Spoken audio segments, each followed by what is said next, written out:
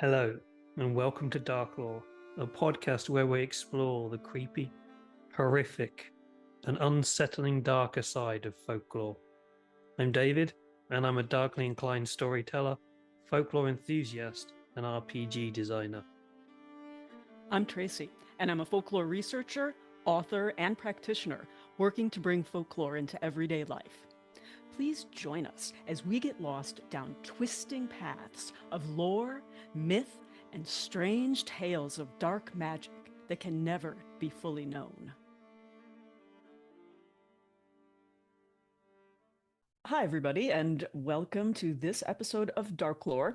And today we're going to be talking all things Mothman. So to kick us off, David is flapping his wings.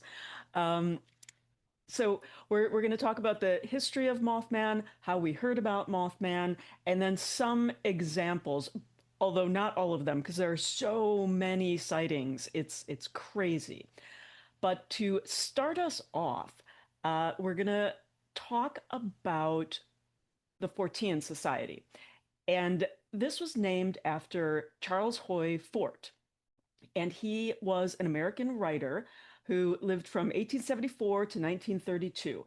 And he investigated what he termed anomalous phenomenon. And he would go around searching different strange occurrences and weird things, such as Bigfoot and other weird sightings. And so the term Fortean was first coined by an American journalist named Ben Hecht in a review of Fort's book, The Book of the Damned, that he wrote in 1919. And it was reviewed in the Chicago Daily News in 1920. Now, what does that have to do with Mothman? Well, the Fortean Society is a society of people who want to learn more about these weird happenings. And there was a man named John Alva Keel who lived from 1930 to 2009. And he was a journalist as well. And he was a ufologist. I guess that's how you pronounce it. Ufologist, I think, is ufologist. Okay. Or ufologist, I don't know. Yeah. Someone who looks at UFOs and unexplained things, phenomena. That's the word. Yes. Phenomena. So, John Keel wrote the book, The Mothman Prophecies, in 1975, which was then later made into a movie in 2002. And so he was an avid Fortean, and he studied what Charles Fort, like all of his work and all of his books. And that's how he first got interested in all things weird. So that's kind of where we tie it in to Mothman. And so that's sort of the deep history of where we started. Now, we certainly can't talk about Mothman without talking about Point Pleasant, right? So Point Pleasant was the first recorded sighting of Mothman, right?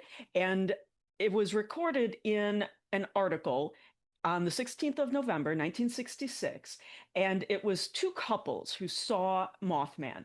It was Roger and Linda Scarberry and Steve and Mary Mallet.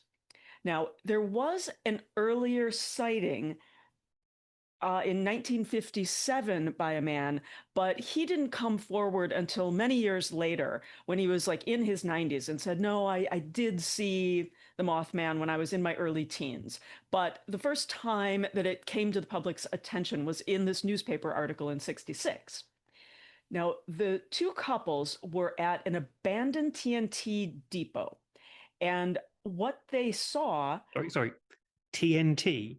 Being a TNT. European here, all I'm thinking of is explosions. Were they that's at an all explosive? I'm thinking of. So TNT is like not something else. So it's like they No. were at an explosive factory. An abandoned one, yeah. So they would have had those like during wartime, right?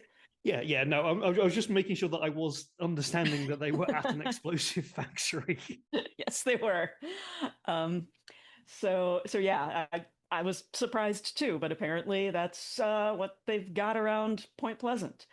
So what they saw, they saw this dark figure with wings, and they described it as 6 or 7 feet tall. And they said that its eyes were huge and glowed red, but only glowed red when they shone like a flashlight right at it. And it seemed like it was trying to get away from the light, like it was scared of the light. Now, Mary Mallet said that as it like flew off, and as it was flying off, she said it squeaked like a mouse. Now, they also did say that they saw a large dog lying on the side of the road dead. And then when they went back by that spot later, it had vanished. And they didn't know what was up with that. Now, they saw the creature 3 times as they were driving away, first at the abandoned depot, and then 2 more times while they were driving. And so this all started happening around midnight that night. And they ended up by 2 a.m. They had gone to the police station and reported this weird finding. Now, the police came out, they didn't find anything. They sort of were just like, there's nothing there. We don't know what you're talking about. But they did have a press conference the next day. And The, the then pe- in, point of clarification, the yeah. police called the press conference, or the couples called the press conference? Oh, I don't know that. It would have had to have been the police, right? Like, I would assume the police, which just seems really odd. because they didn't find anything. Yeah, if they didn't find anything, why are they calling a press conference? Smacks of Hmm. cover up. But one of the reporters that was at the press conference actually coined the term Mothman. And Mothman was named after a character from the popular at the time TV series Batman. And so that's where the name came from. Yeah, and it's sort of weird to me because it's like when they're describing people are describing Mothman, it's only almost always like, oh, big bat-like creature. And it's like, really? And you went with Mothman on that. You didn't think to go with Batman? So Copyright laws? I don't know. I suppose, well, wouldn't Mothman be copyright as well? Because that was a character from that series. That would involve me knowing anything about Batman TV series. I do not remember that character. I did watch plenty of Batman when I was young, but don't remember that at all. So, okay, so then what they didn't know at the time, and what came forward later, is a couple of days before they saw this Mothman, before these couples saw this Mothman, there was a man who was at home on his farm overnight, and his name was Newell Partridge. And he had a German Shepherd named Bandit. And Bandit was out on the front porch howling. And so he went out to see what was going on.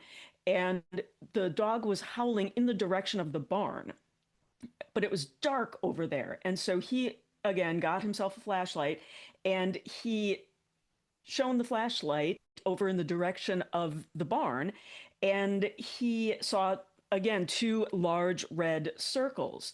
And the dog then, upon like seeing that, the dog ran toward the barn, right? And was, just like running in the direction of whatever that was. And then the dog disappeared completely. And so, but the couples didn't know that when they saw the dead dog. So poor Bandit. Oh, I know, I know, German Shepherd as well. I know. It's very sad. Okay, so then on the 18th of November of that same year, in a town called Clendenin, There was a man named Kenneth Duncan, and this was about a little over an hour drive away from Point Pleasant, right? And so he was with four other men, and they were digging a grave. And I was unaware that it would take five men to dig a grave, but apparently it did in this case. Maybe it took four digging and one supervisor. I don't know. One digging, four supervisors. That's how it works in England, and they're all drinking a cup of tea. You're probably right on that. So Kenneth Duncan was obviously one of the supervisors because he had time to be staring off into the surrounding woodland, and he uh, saw a creature, a black creature with huge wings, gliding through the trees. Now, the other four men did not see it, so, certainly potential that there was something a little extra in that cup of tea he was drinking, but, who They're the knows? extra spice. um, so, as long as we are still in Point Pleasant, and there are lots of sightings all around the country, but in Point Pleasant, the Mothman sightings in later years became sort of a harbinger of doom. And that is because of what's called the Silver Bridge tragedy. And the Silver Bridge tragedy, the Silver Bridge was called that because it was painted a silver color, and it was very innovative when it was built in 1928. But apparently, over the years of being exposed to weather and different, conditions, it collapsed on December 15th, 1967. And it was in the evening, and it was completely the bridge was filled with people at the time, and many of them died. Now, how does that tie in to Mothman, right? Well, this brings us back to our friend John Keel, who, in his book that he wrote, the Mothman Prophecies, he wrote about this tragedy and wrote about how his partner, her name was Mary, at the time had been having dreams about a bridge collapsing, and then he was tying it to different sightings of Mothman. And so he made this connection. There was no other connection, but it came right from him. So that's kind of how we got that connection. Now, in like between 1966 and 1967, and again, the bridge collapsed at the end of 67, there was a lot of paranormal activity and sightings in Pleasant Point. And because of this, the Men in Black started showing up. And that's a real thing. That is not just like a from the movie thing. And interestingly, in my research, when I was looking at the Men in Black, what would happen sometimes is if someone had had a sighting, they would sometimes interview them, sometimes they wouldn't. And they would either knock on the door or even like break into a home and take a picture of that person. And apparently, it was back in the day, so they had those big like shiny things for the flash. They would take a picture, and the flash, which had that sort of shiny like curved back to it, The big would thing with the bulb in the top and yeah. proper And flash. the flash was so bright that it would temporarily like blind people because they were surprised. They weren't expecting to have a picture. And then by the time that they would sort of recover, they would, the Men in Black would be gone. So it's a very mysterious thing. And so, right, the little flasher thing where they like In the delete, movies where they wipe yeah, people's memory, this is exactly where my brain went. isn't that wild? That's a really cool little kind of, I Detail. guess, detail back flashback in the actual movie Men in Black. That's Isn't kind of that cool. wild? Because like you just think that was completely made up, but no, there was apparently they had done their research, which I Mm, love that. yeah. When Keel went to investigate the Mothman sightings, right, in the late 60s, he met with a bunch of people that had different UFO thing, or different weird things happen. So he was interviewing them, and a bunch of people said to him, "Well, yes, as I told your secretary when she interviewed me," and they described a blonde woman in her 30s with sort of a light Southern accent, and they said that she would have them fill out these incredibly detailed forms, right? About their health, their family history, their income, the kind of cars they drove, and apparently very like sophisticated questions about the sightings. And so she went into detailed notes about the sightings. And so Keel was very surprised to hear about this because he didn't have a secretary. And so there was some random woman that was going around saying she was working for him, interviewing these people, taking notes. He has no idea what, like, who she was. So it's speculated that she was A part woman in of black? a woman in black, right? So Not so not yeah. the horror movie Woman in Black, but Men in Black, Women in Black. Yeah, so yeah, still to this day, like no one knows who she was or what she was actually doing, but it was another very mysterious part. Um, Now, moving along, we're gonna jump forward into the future to 2017. Not only are we moving forward, we're moving from Point Pleasant to Chicago because why not?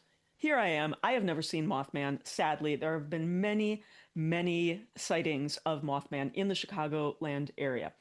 And in 2017 alone, the Mutual UFO Network, or MUFON, as we like to call it, had over 50 sightings recorded in 2017. I'm just going to give you an example of one night. Now, on the night of April 15th, it's about 10 p.m., and there were four people. They were out on the lake celebrating. One of them was having a birthday, and they were out on the lake.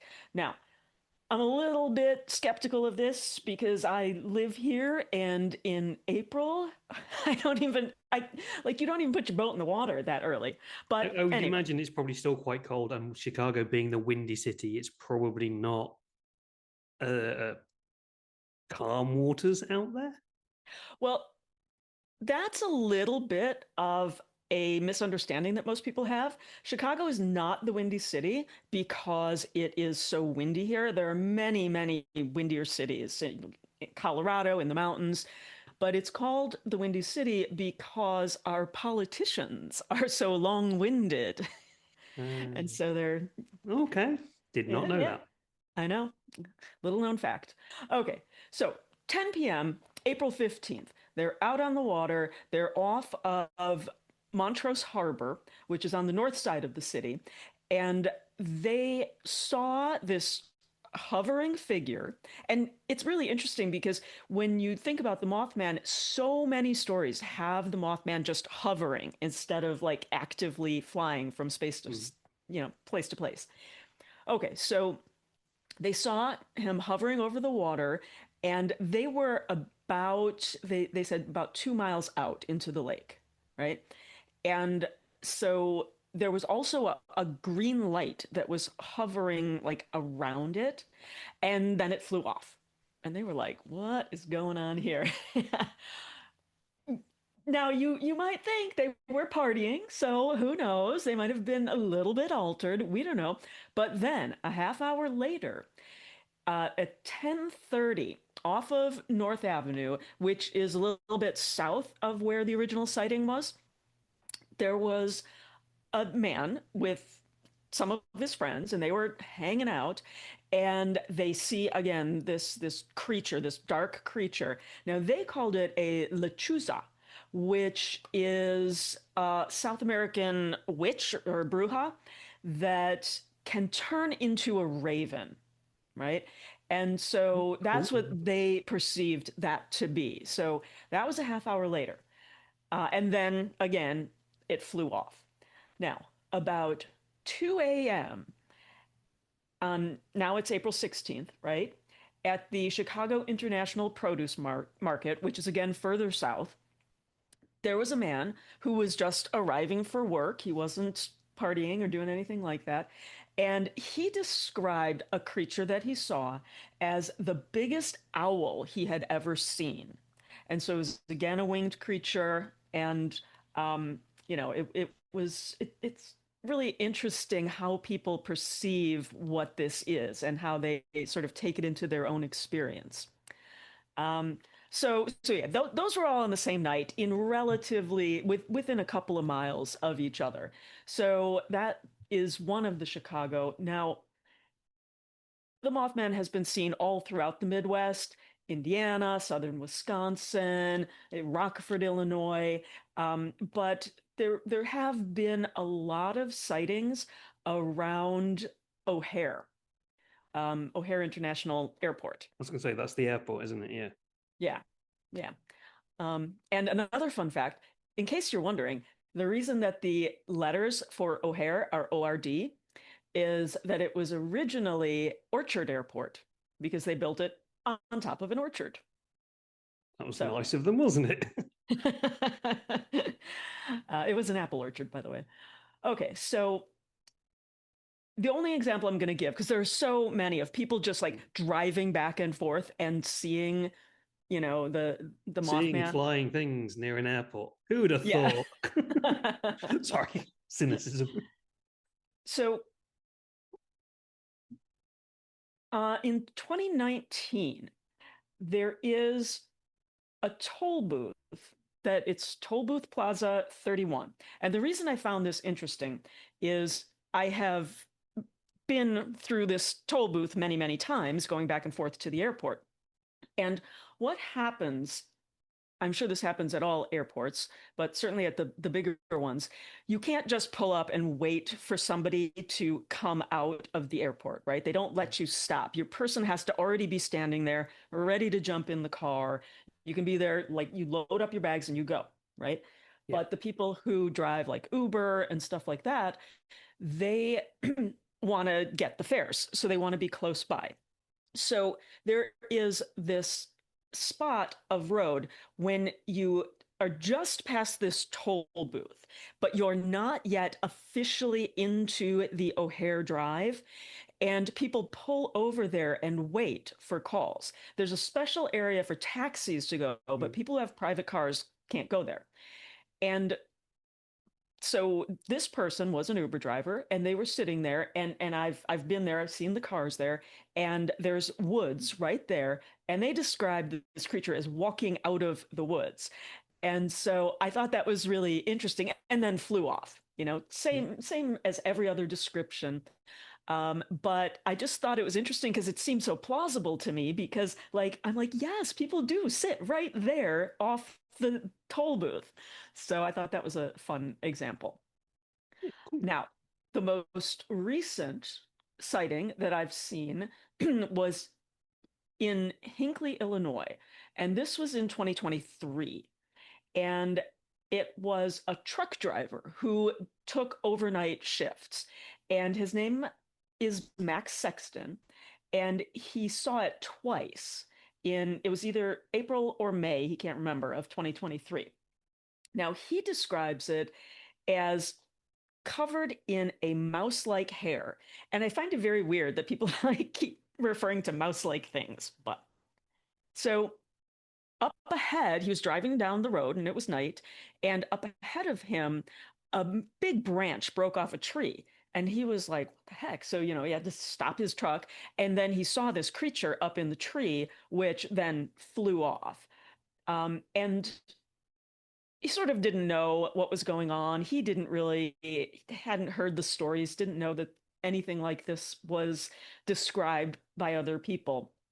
Now, 3 weeks later, once he had put it out of his mind and went, I don't know what that was, maybe it was some big old bird, or he was just like, I'm not going to think about it. The, down to earth kind of practical guy.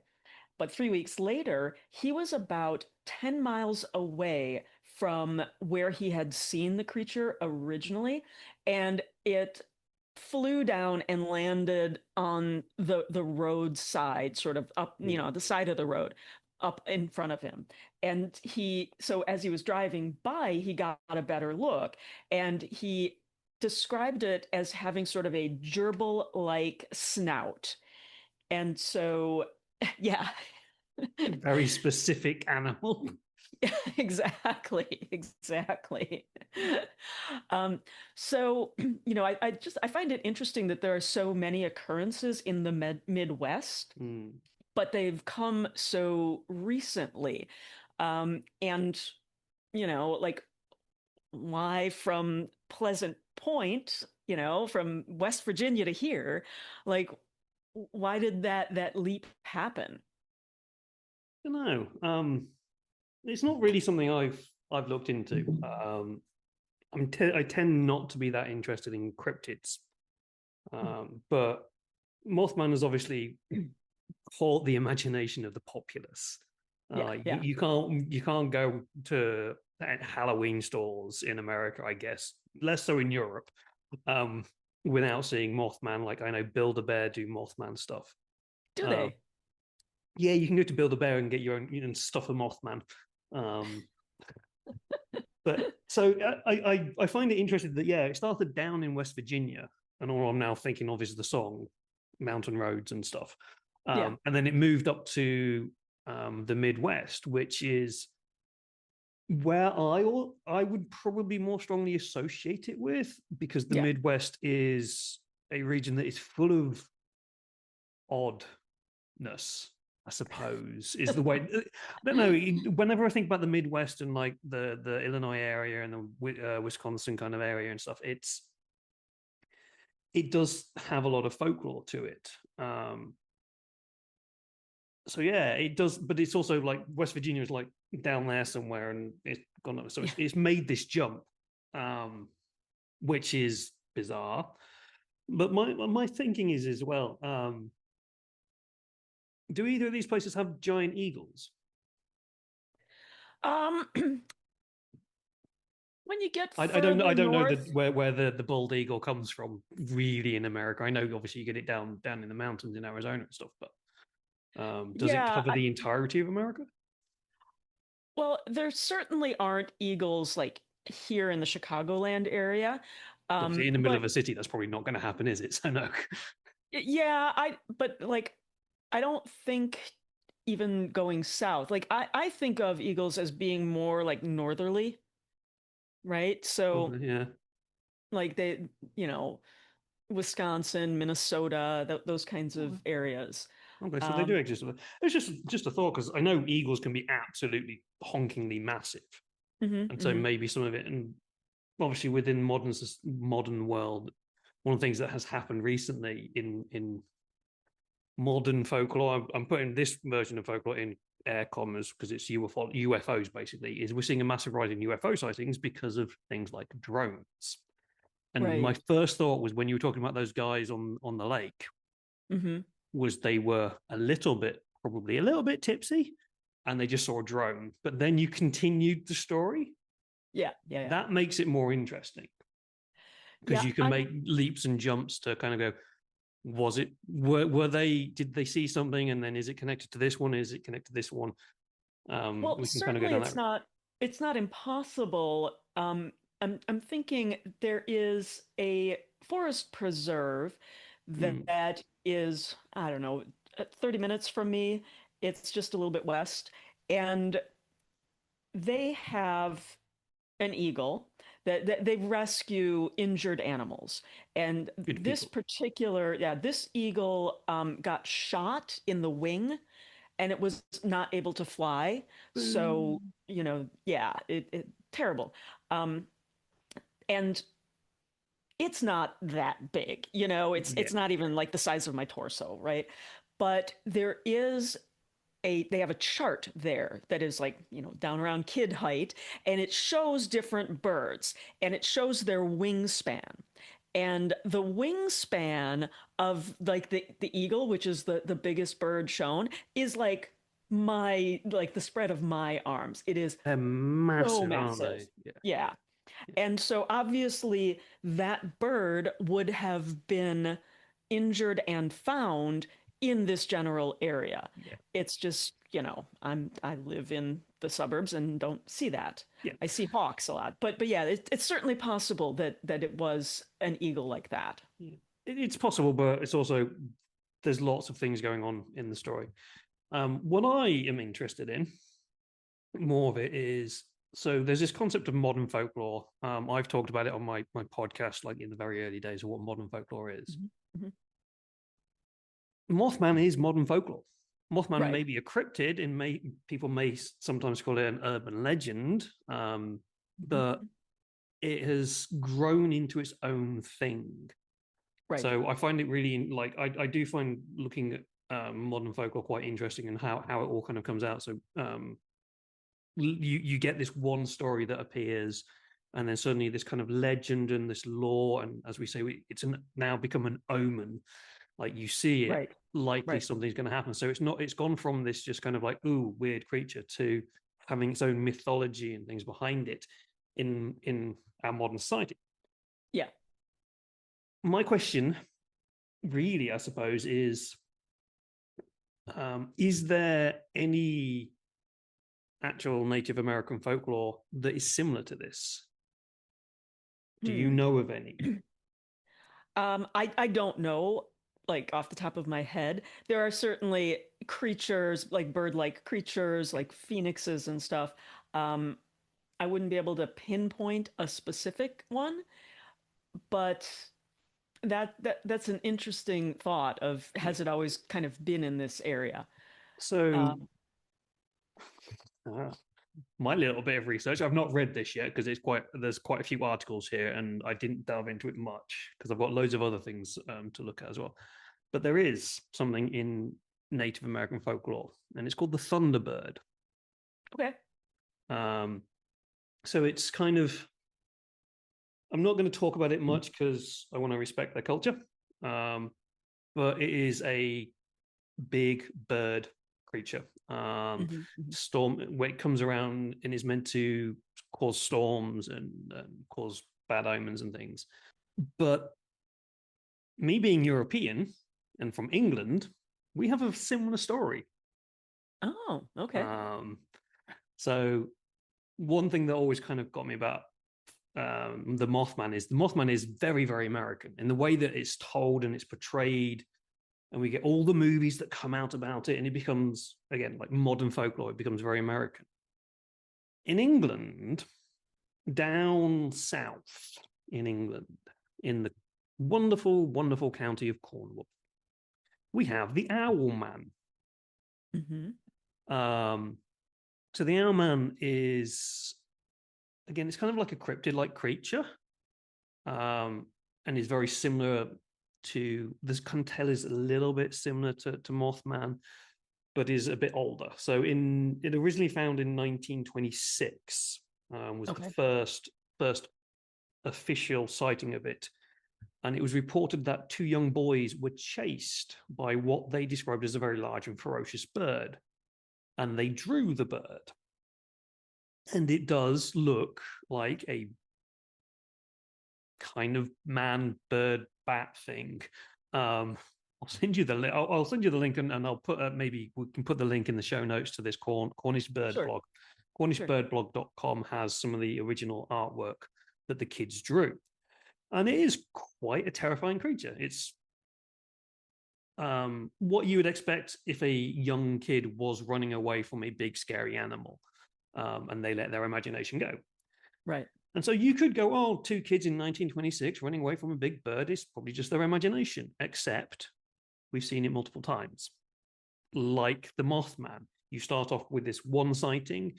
You could go, oh, one sighting, meh, and then you kind of get this cascade effect. So there have been several more appearances of it. The next major occurrence is in about 50 years later. But what is quite interesting is so the first sighting attracted attention of some artists, Max Ernst and Leonora Carrington. And so they kind of got really interested in this owl man in like the 1930s. And they started to perform rituals to try and summon it up. They wanted to Ooh. call the creature Ooh.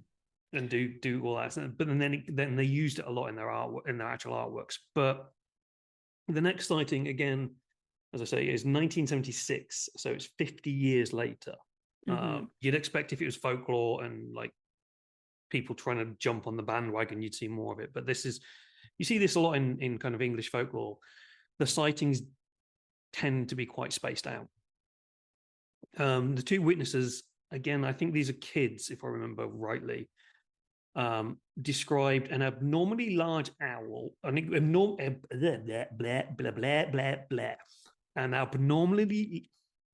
a very large bird that resembled a giant owl that flew over the 13th century church of Maunan Smith. And it's called the Owl Man of Maunan. Now, owls in England are a bit like the eagles in America. They can be absolutely humongous. Like the wingspans can be huge. And if they glut and you can't hear them at night, they're deathly silent. And if you just see one fly over the top of your head in the middle of a village, you will your pants. Because like, what the hell was that? And then they just turn their head 180 degrees and look at you with those big, beady red eyes. Yeah, so it was seen by two girls, very young, like 12 and 9 years old girls, and they were on holiday. They drew pictures as well. And the pictures are very, very similar to those 1926 pictures, which 50 years apart, these girls are probably not likely to have seen the original picture. Right. So it's quite remarkable that they are quite similar. And then 2 years later, it's seen again. They thought it was a person dressed up in a costume. And there's been kind of a few more sightings of it, even up into like the 2000s. So in 2003, two teenage girls saw it. Always seems to be girls. So the original was two boys, but then after that, it seems to be girls who caught sight of it. And the most recent sighting, according to this website, is September 2009, which again was a 12-year-old girl. It's the first sighting of this century, apparently, even though they just talk about one which is 2003. So, but it's always focused around this one church. It's not so much of an omen or anything, but it's just a little bit weird, a little bit creepy, because it's like this owl. It is, if you look at the website and you go look at the drawings, it is a big bird man, and always seen by very young children. So active imagination, going out at night, creepy or not. Which is another thing I actually kind of wanted to ask you about the Mothman sightings. So I think some of these sightings, if I remember rightly from when I read it a couple of years ago, some of them happened during the day, which is a little bit odd for something like this, especially an owl. You don't see owls during the day usually, unless you're in a sanctuary. Mm-hmm. Do the Mothman sightings always happen at night? Because you, as you were saying there, like most of those seem to be at night. Yeah, all of the examples that I found were at night. And I even know a woman, I interviewed her not too long ago, who has seen a Mothman-like figure, and it was at night. And she lives in kind of a swampy area, and she lives near a river called the Tombigbee River.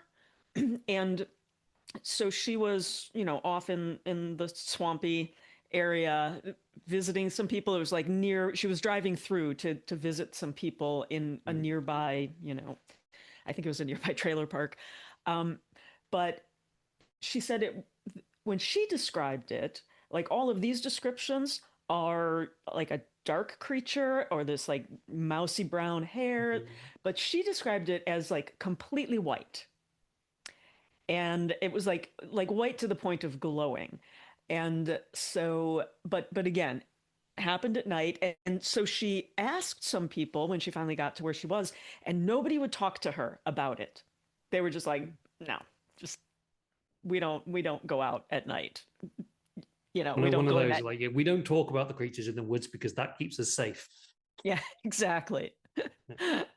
But yeah, so yeah, every example that I have found to date has been at night. So yeah, I find that like if you talking about modern folklore, other things that have become modern folklore, things like the Slender Man, Hmm. which we know is a self-generated story on the internet, but we Yeah, tend to see again with these young people who see Slender Man, it tends to be at night.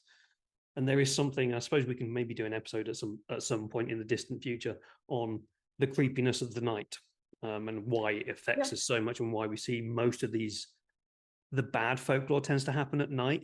There's psychological reasons for that, but yeah, I just found that interesting. I just because as you were going through, I'm like, that's at night, that's at night, that's at night, that's at night, and a lot of the Owlmans are kind of probably more towards dusk. Some are at night, some are not. Uh-huh.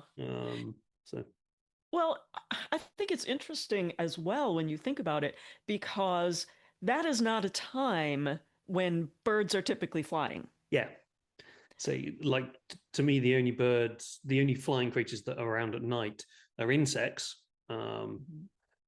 owls, and bats. Like Right. you're not going to get humongous bats flying around.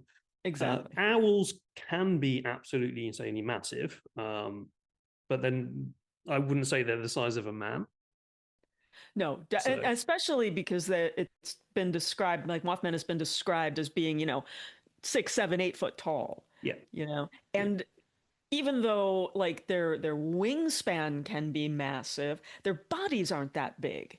The You know, body's maybe one a foot to a foot and a half at max, but your wingspans you're looking at can go to 6 to 8 feet depending upon the size of the bird. right. They can absolutely insane. But the body itself has been described as being massive. Yeah, So I think that does kind of knock out the bird theory, because why would this massive bird that nobody's seen during the day be flying around at night? yeah, definitely.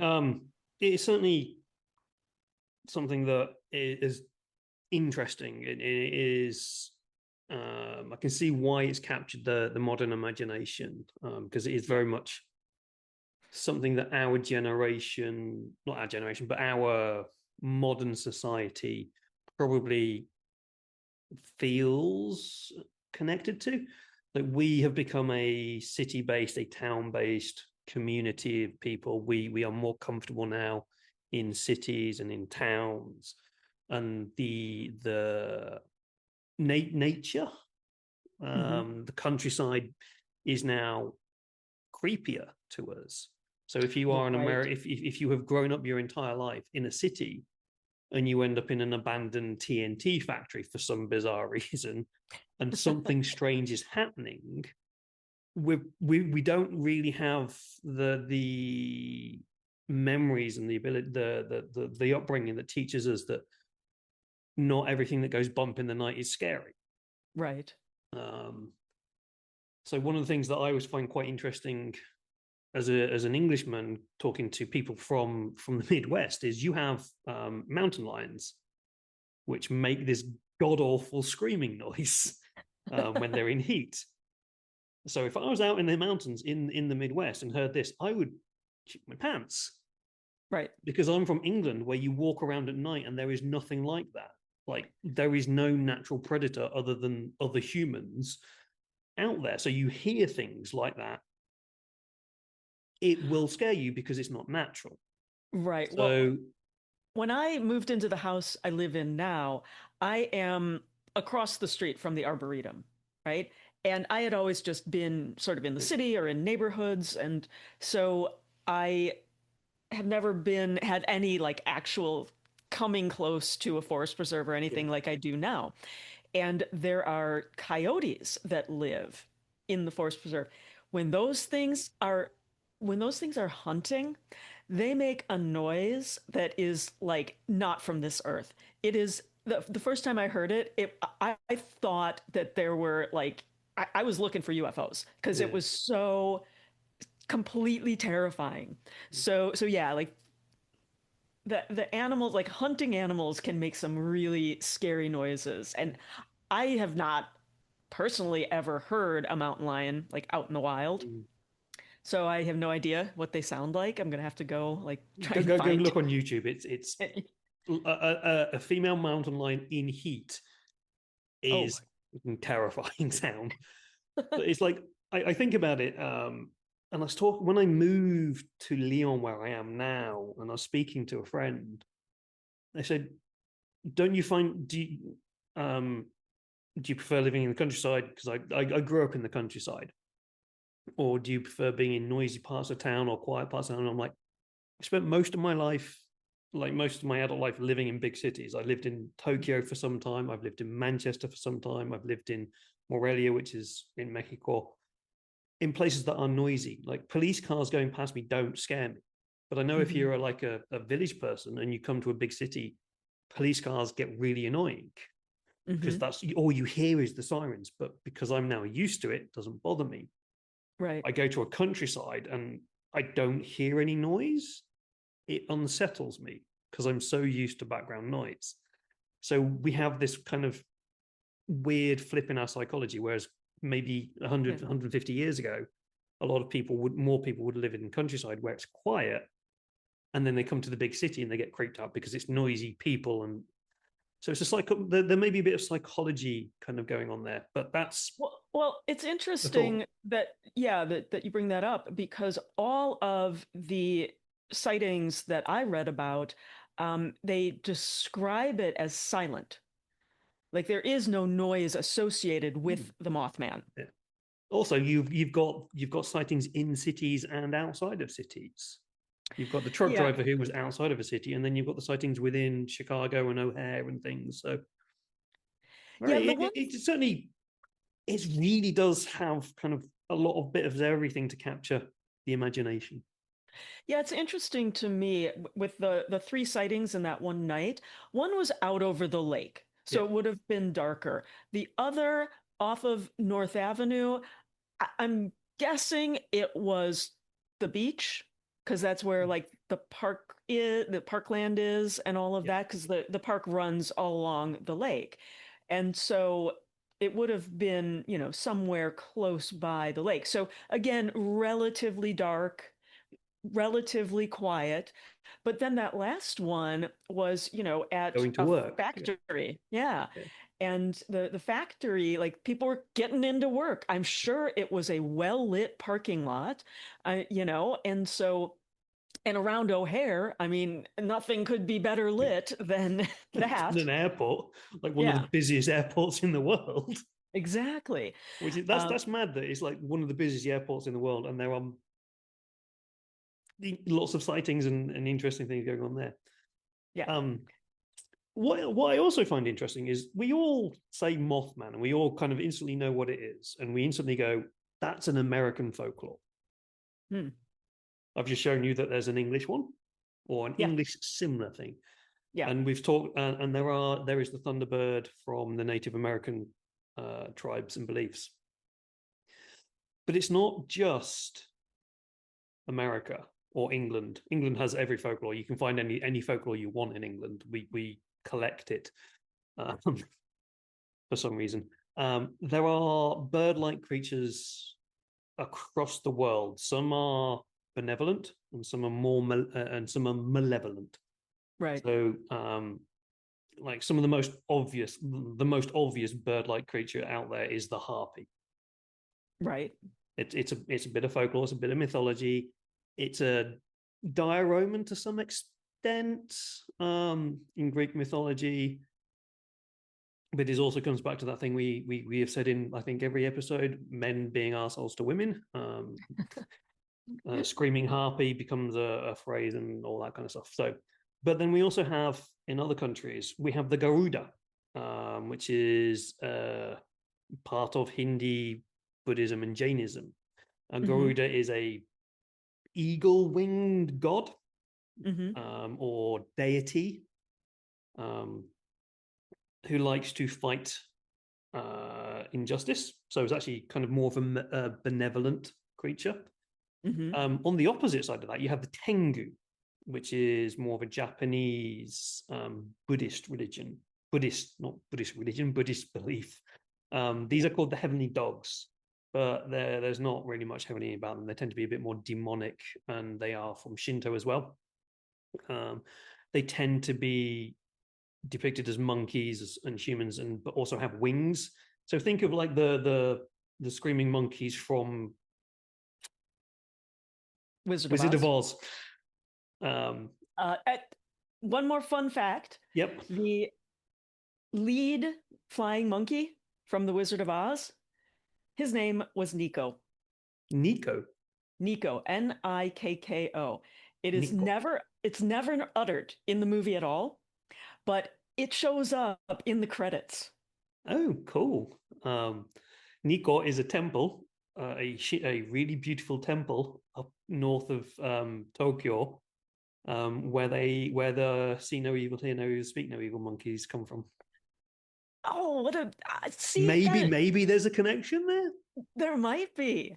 There might be. Wow, two movie connections. Yeah, yeah, Well, and I was talking about the lechuza, yeah, that was, a witch that could turn into a bird. yeah, And so I think that the way that some of these cryptids appear to people, it can be based on their culture, yeah, yeah. Very and much what so. they've, because you tie it into what you already know. And so it could be the reason that the particular Mothman that we know about is like tends to be the same is because people know about it. Yeah, And like that woman that I know who saw a winged creature that was humanoid and but was completely white. yeah. So, so They definitely like. There's very much clear cultural connections to kind of how these things are. So the harpy obviously has its very Greek look about it, of trying to be anthropomorphic. The Tengus are clearly monkeys with wings. They're also harbingers of war. So if you see a Tengu, war's going to come. hmm. The Garuda is deity, so Buddhist deity, very grand, very beautiful. There's also like loads of different ones. So there's one of the ones that I kind of like is the Sri Lankan. There's a Sri Lankan one, and if you just Google this, you'll understand why. So this is an actual bird, but we call it the devil bird because it looks terrifying, Hmm. or the ulama, and it emits a blood-curdling human shrieking sound in the jungles. So you That can seems see why nice. that might kind of scare the crap out of people and create its own folklore and mythology around it. Yeah, So I mean, I think it's like anything else. There are birds everywhere, so there are going to be yeah, bird-like folklore yeah. that comes up everywhere. And it's interesting to see the newer stuff that Hmm. is, that sort of cropped up within the last 100 years. It's And interesting to see how the storytelling evolves of this more modern folklore compared to how we go back to the old mythologies and how that kind of started and grew. Like to see how the modern society shapes these stories. right, right. Yeah, it almost seems like the Mothman is I don't know if this is the right way to say it, but like really plain in comparison to some of the older stories. There's no plumage, it's just like this humanoid figure that's dark and has wings. And that's it. And there's only one description of a face that anybody, gave. Oh, It's just like this sort of dark kind of blank slate for people's imaginations. It seems to me anyway. I think that is kind of some kind of the appeal of it, especially with some of the other kind of more modern stuff. They're probably still new enough that they haven't really fleshed themselves out visually. Though Hmm. Mothman has been around, what, for now, nearly 60 years, if I'm doing my maths correct, 66 to 25. Yeah, that's Well, remember I told you there 9 years. was that one guy Who that, said he saw it before? Yeah. and that was in 57 that he saw it. Yeah, so possibly nearly 70 years. So it is quite Yeah. some time. Yeah. Um, but if he's a blank canvas, that allows us to put our own fears onto him and our own Yeah. worries onto him. Like, it's a creature who exists, but we don't know why. And it kind of almost becomes cosmological horror. Mhm. Cosmological horror? Yeah, cosmo horror. In the fact that it's an unknown thing that is an omen of disaster. Yeah. Which is very much a kind of a modern take on the world, I think. Way more than like um, Mother Shipton, who was the wonderful lady who you played in one of my episodes, who was The talking about the prophetess. omen, yes, who was doing the omens and the prophets and things, and there's Right. this wonderful picture that we have of her. Whereas in this modern society, I think we are more of a faceless society than we used to be. So having a blank creature that represents our fears really does Hmm. lean into the modern, well, yeah, we're all out there on social media doing this, and this, and our faces are everywhere. But because they're everywhere, they're blank. Yeah. Yeah. Yeah. I think that's quite a really, that's an interesting Ooh. take on it. Yeah, definitely. Cool. Okay, well, I think that we have gotten a good deep dive, I think and we've done quite a bit on that, yeah. yeah. So thank you all for listening. I do want to give a shout out. A lot of the research I did was from a new book that recently came out called Mothman by Richard Estep and Tobias Wayland. I have a review for the book on my site.